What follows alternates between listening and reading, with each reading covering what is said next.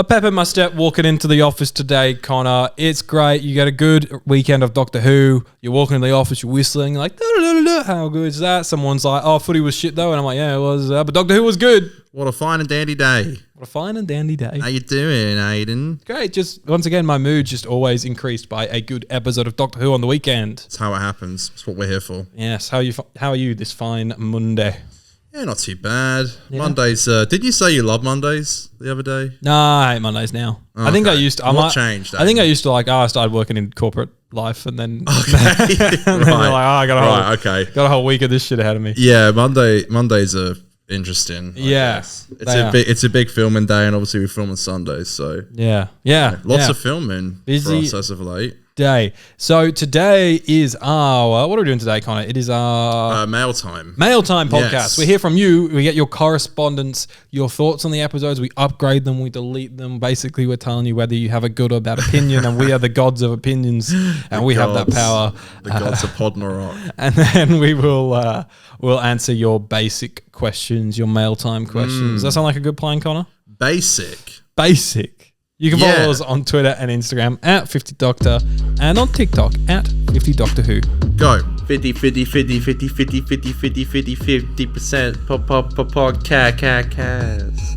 Yeah. And I did want to say, just whilst we don't try and elaborate on it too much. Sometimes we just throw in a little line here or there. Okay, what? But I just wanted to say, we do obviously have a Ko-fi down below. Oh, yes. We are busting our asses right now with this podcast. So if you do feel obliged, obviously no pressure, no worries at all. If you hate us, don't worry about it. But if you ever want to give back to the show, you can down below. There's always a link down there. But no stress, no pressure, no bloody worries. Let's move on. Let's stop plugging. And there's a thanks button as well. You love the thanks button. No one uses the thanks button on YouTube. It's there to be used. I think it's a great thing that YouTube brought in, but it seems like not a lot of people use it on like any channel. No, I hardly know what it is. So hardly know her. Hardly know it. Connor, let's do upgrade and delete. Let's do it. Upgrade in progress. Cool. Like I said, we get your opinions. We say they're either good or they're shit. Connor, what happens if their opinions are good? So if the opinions are good, I hit this button. Yes. And if they're bad? If they're bad, I hit this button. I like it. All right, so let's start with Link Journey over on YouTube. Okay. Probably one of my least favorite Doctor Who episodes in the RTD2 era. Up there with Rogue and Space Babies. Rogue's good. What's going on here? I think Link just hates fun. Yeah, well, you know, I get Space Babies as our little baby in a sense. Yeah, I will never stand up for Space Babies, even though I like it. Do you know what I mean? I can see why people don't like it. Yeah. But yeah, Rogue and this, come on, they're good episodes. Yeah, I don't agree with that. There are one. worse episodes than them too. Come on. How about this one from Akoda Ghost 98? Yeah. Honestly, it felt like a story that probably would have benefited from just solely focusing on Conrad, his relationship with his horrible family, and maybe how his obsession with the Doctor turned him into who he is. Well, I'll do a quick one with that for Scream Moon because that is a cool concept, but I do think that Ruby needed some more depth. And that's what I'm here for, and that's what I'm glad that we got. I agree. I definitely think there would have been room to maybe see another scene or something of that, but I think we're always saying how on the nose the dialogue is and how much they're always telling us all this stuff about backstory, and they kind of do that with Conrad to an extent, but I think for me, like the powerfulness of just that one shot of her slapping young Conrad and the gravity of that and how subtextually that is such a big part of the rest of the episode, that scene. And I think it's one of those ones where you show that one scene, you don't really have to show that much more to understand what's going on. One event can change your life. The canon. Mr. Scarlo says, love seeing Millie back. Amen. Her and Jonah are the highlights of the episode, with Conrad being a great character despite the twist. This is the best Kate has been since the Zygon inversion. I do think that Ruby could have had a bit more in the third act. I agree. 15 in the final moments of the episode is probably his best scene. 73 yards is still better, but this ain't far behind from it. I agree. Oh yeah. Yes. Absolutely everything Mr. Scarro had to say there. Yeah, I agree. Yeah, that's the Kate comment's actually really interesting, and I do agree with that. You know, Kate's kind of always been there. Like she's in flux, which doesn't really do much. So to see some more depth is something that I'm actually really grateful for. Yeah. She's always been there and she's always been like good and serviceable. But I feel like now we're getting like, oh, she's more than just good and serviceable. She is elite. Yeah. How about this one from Horror Stew? Revolting. An entire episode made to spite the fans. Again. At this point, RTD should be arrested for corpse violation. Doctor Who is dead on arrival. Okay, well, I don't really get... I've been seeing a lot of backlash from this episode saying, like, it's like, trust the government and don't question them. I didn't really get any of that. Well, we'll get... There's another question on that. We'll take that angle in a second, but... I don't know. I think... I don't know why this one is made to spite the fans. I don't get that from this one. No, me either. And I think there's many things you can criticize Russell for this era, but I think with episodes like this, I don't really see that as a problem. No.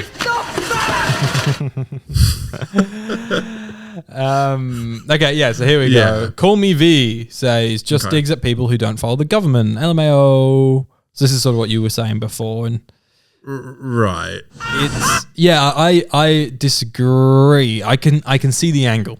But I don't think that's the point of the episode. I think there is much more to the episode, and we have spoken about that in our review. But yeah, I don't see this as a support the government thing. I think this is about breaking down lies.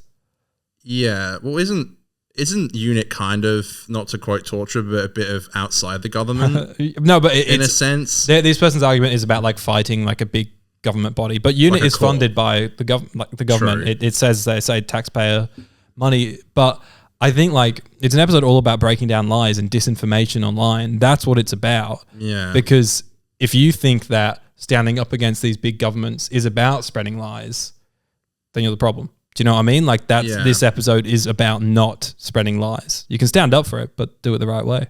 Yeah, that's fair enough. It's an interesting like thing to talk about, I guess. I don't know. I didn't personally get that from it.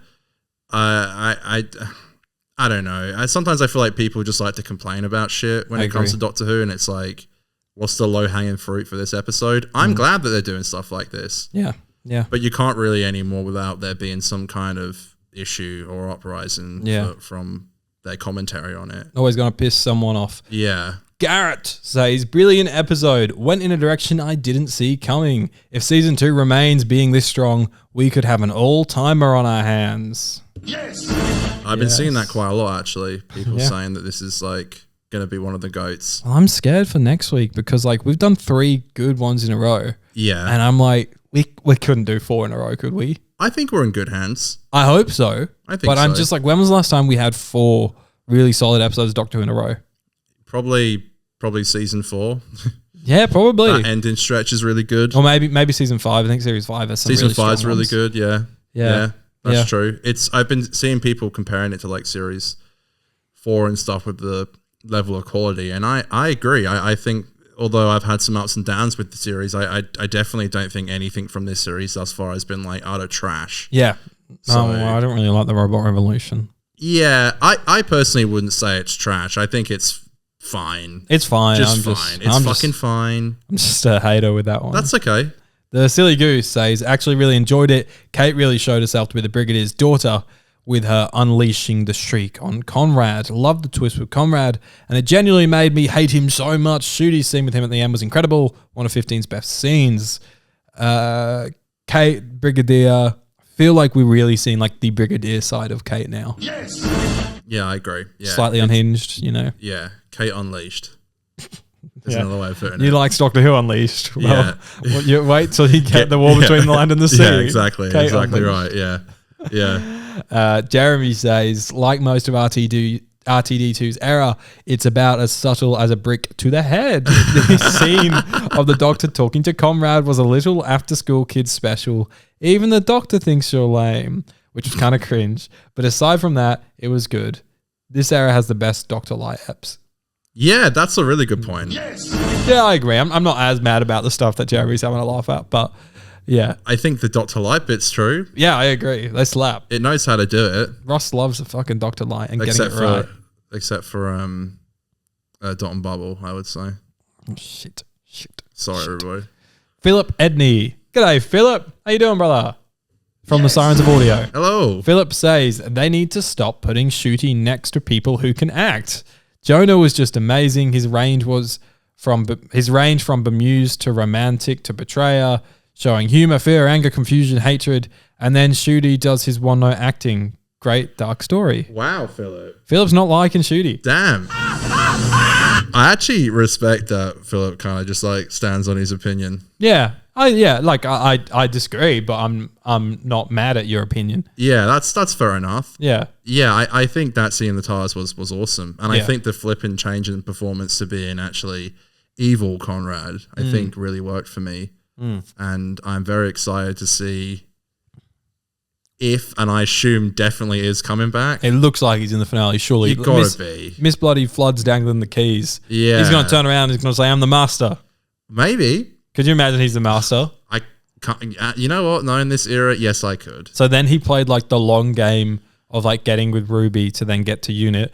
But now the master is playing the longer game and made up all of Conrad's life to then get to Ruby to get to Unit. You thought there was only one twist of Conrad? You were sorely mistaken. There's always one at the end, though. Always one at the end. And last one here. Adam says, really like the twist of Think Tank and the reveal of Conrad's true intentions.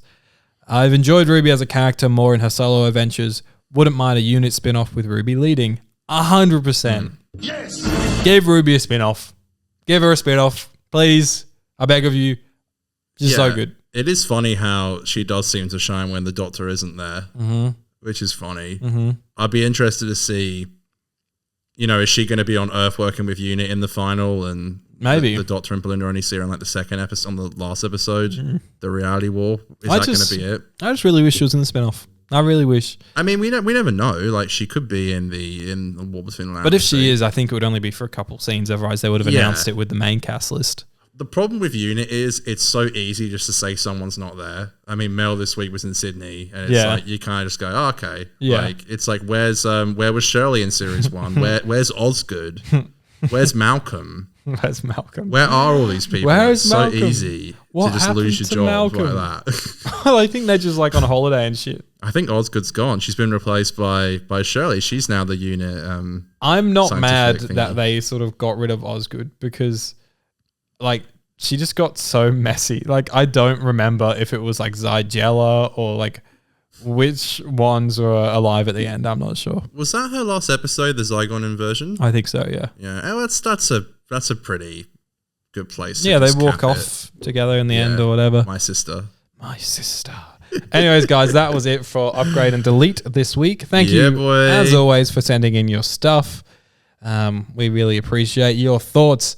I think we should move on to a little section that we like to call Mail Time. I've got mail. Hello. So here's where we get your general correspondence and questions. A bit of a chat, a bit of a how you're going with the season so far. Yeah. How's it going, internet? How's it going, brother? To the power of the internet. This is Aiden and Connor breaking down your thoughts and feelings. Well, here is the best one that we have ever received in Mail Time.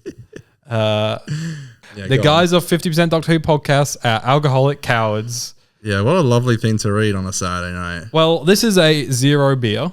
I'll say this. And I'll also say neither of us live at the studio. So we are sober whenever we record the podcast for the last few months because we have to drive to and from the studio now. I can't remember the last time we had a beer on the pod. And we'll do it again. But that was always the law for the pod back in the day, was we'd have a few beers and get loosey-goosey. Now, OHS, we can't be fucking drinking and driving because you shouldn't. And we weren't before. To clarify that as well.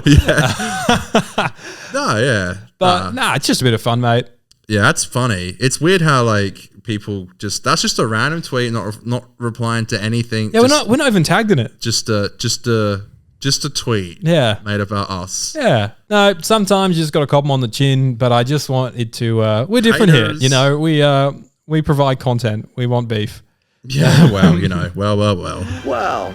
All right. This one through email came through a couple of weeks ago, and I skipped it last week by accident. But Daniel says... Daniel, my brother. Loving the podcast, yada, yada, yada. So that's nice to get that from... and not call us... Yada, yada, yada, our praise. Well, no, I obviously don't just want to blow our horn on this, but I'm saying it in contrast to the alcoholic cowards comment that we just got. This is great. Anyways, Daniel says, I have a question somewhat related to Lux. I did not know what to think of the episode when I first watched it. The fan scene really threw me, and my partner was really turned off by the meta-ness of the episode. It also wasn't helped by my iPlayer stream buffering every 5 minutes, destroying the momentum. Yeah, that sucks. However, on watching it a second time, I enjoyed it so much more. It's usually the case that I enjoy the episodes more in a second viewing once I know where things are going. I wondered if you and Connor had any episodes that you can call to mind in which your opinion changed most between viewings. Right, well, I think the most notorious one would be the 50th for me, because when I first watched it simulcasted, I hated it. I really didn't like it. And then I rewatched it in the morning, and then I think I liked it a lot more, but still didn't love it. And then when I watched it in the cinema, I just loved it. Yeah, so I agree. That's probably my biggest I remember, change. we stayed up at night watching it and watched the first half, and I fell asleep because I was tired because it was like 3 a.m. But also, like, I was so bummed out. I was watching it. I was like, this sucks. Stephen Moffat, Thanks, idiot. Stephen. Yeah. But now it's like, it's great fun. It's not perfect, but it's a super fun episode and a great celebration of the era. Yeah. That's probably my biggest one. I would agree. I think this episode's like as a kid, I don't think I enjoyed School Union that much when I was really young, but now I'm like, this is like an all-timer. It's bloody great. Yeah. That's a big one for me. And maybe one like The Husbands of River Song. I didn't really like that much as a kid, but now I do quite like that one. I remember when my peanut brain, when I watched Midnight for the first time, thought it was like super boring. Yeah, I definitely felt like that for many years. I was like, this sucks. Well, I never thought it sucked. I always thought like, this is great, but I'm not enjoying it. Do you know? Well, when I was younger, but now as an adult, I can watch it. Actually, one of the biggest ones for me is The End of Time. Still not a perfect episode, but I think as you're older and with hindsight, you just kind of laugh at the silly bits that don't quite work. But then like the good bits, the drama is such good drama. And it's exceptional. I love the score. I love everything about it. So I think because I didn't like it, I never really rewatched it that much as a kid. And so, especially because it was at the end of like being a kid watching Doctor Who, really. And so now, like, that's one I quite like to go back to over Christmas and New Year because it's really good. Yeah, unfortunately with this new era, I haven't really had any. I feel like once I've watched it the first time and I've kind of made my main stance on it, it doesn't really change. Yeah, I haven't had any times when I've like rewatched something and it's completely like revolutionized and I've completely changed my opinion on it. Star Beast I've watched at least 10 times. I've tried to like the Star Beast a lot. So much, yeah. Still in the ass section. I'd say one that has grown on me.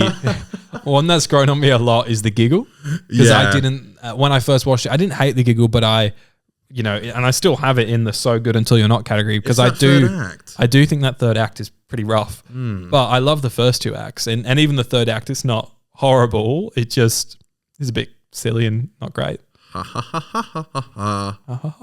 Yeah, where is that? That third act's gonna have to like have some explaining to do. For like, is it just every Doctor now is going to be like an offspring, and then the other one just sits down and retires? It's not even that. It's just playing catch for the fate of the universe. And I get it's the toy maker. They like games, and I understand that it does work within the lore of the character, but it's also just a bit shit. Like it felt so anticlimactic to me. And I've had multiple people that are just general Doctor Who viewers, watchers, that watched the ending and was like, that was just so anticlimactic. Yeah, it works, but I don't think it's the right choice. I hate how Shooty throws to David like a really impossible shot to catch, and then the Doctor's like, "Hey, I'm on your side." It's like, what if he dropped it? Yeah, and that was it. Like that's the end of the universe. Yeah, the Toymaker one. Yeah, the giggle's a good one to say. I mean, yeah, I just agree. That third act kind of like just throws you, makes me depressed. I get that. All right, so Embers a nerd.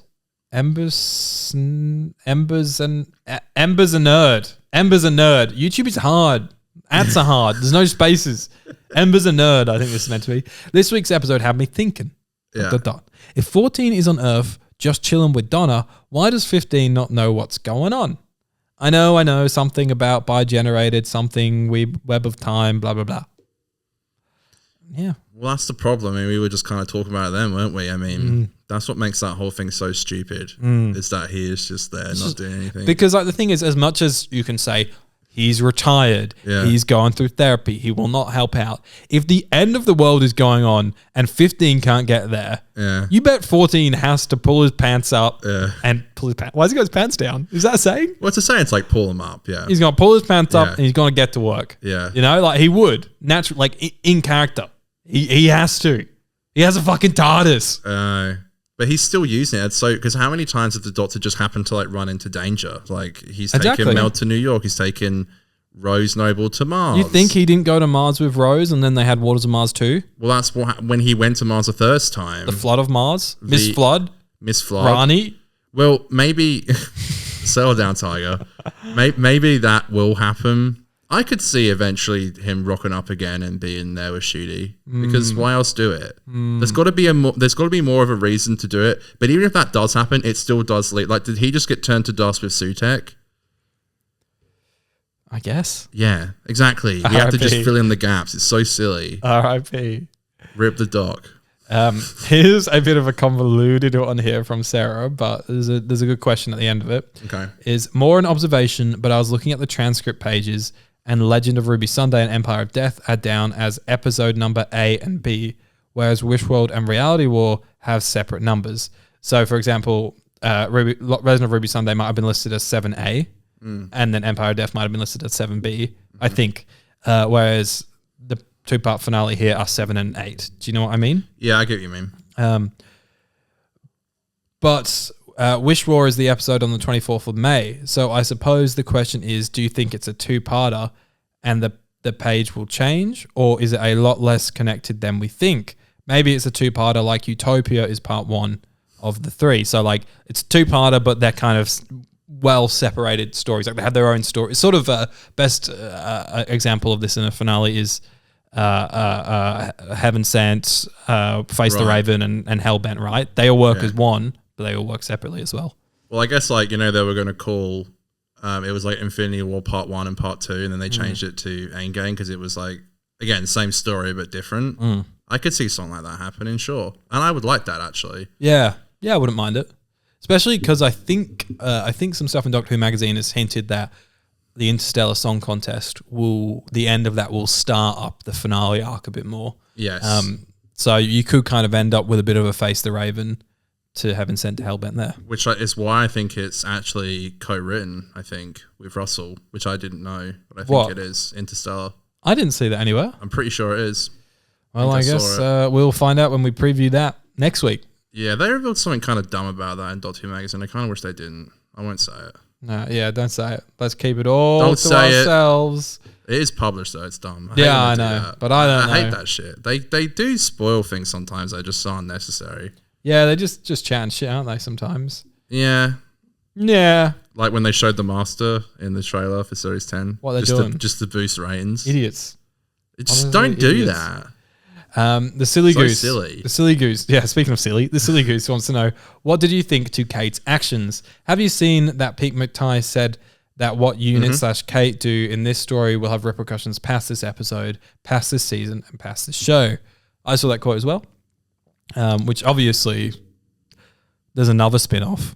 No, obviously it's the war between the land and the sea he's talking about there.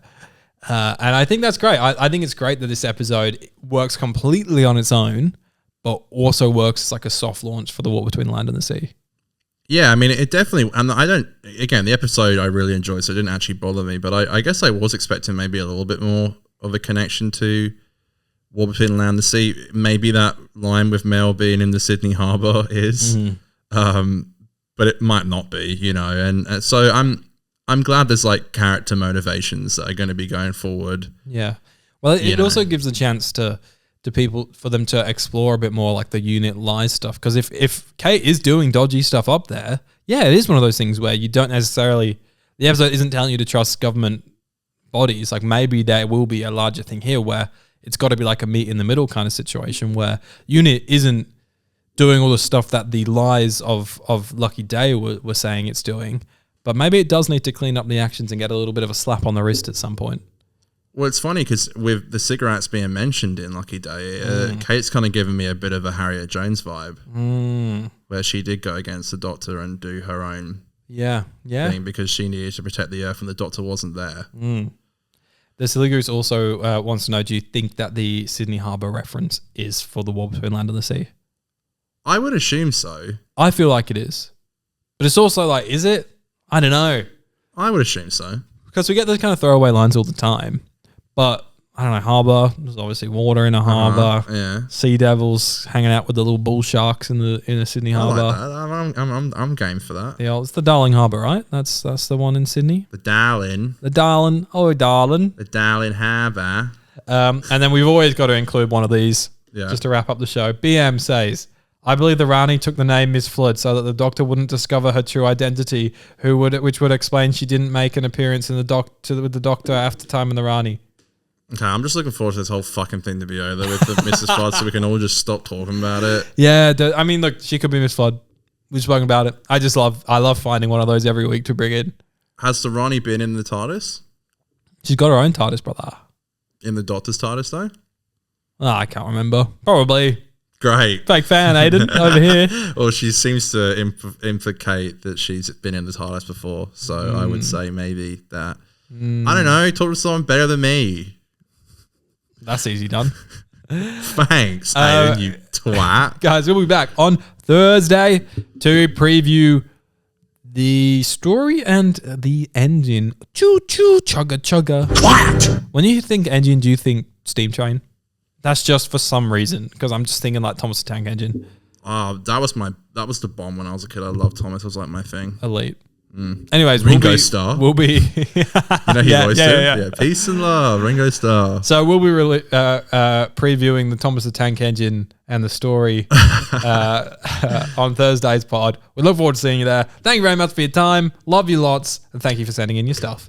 Bye. It's Aiden and Connor's podcast. We're doing Doctor Who previews. Yeah. Doctor Who previews.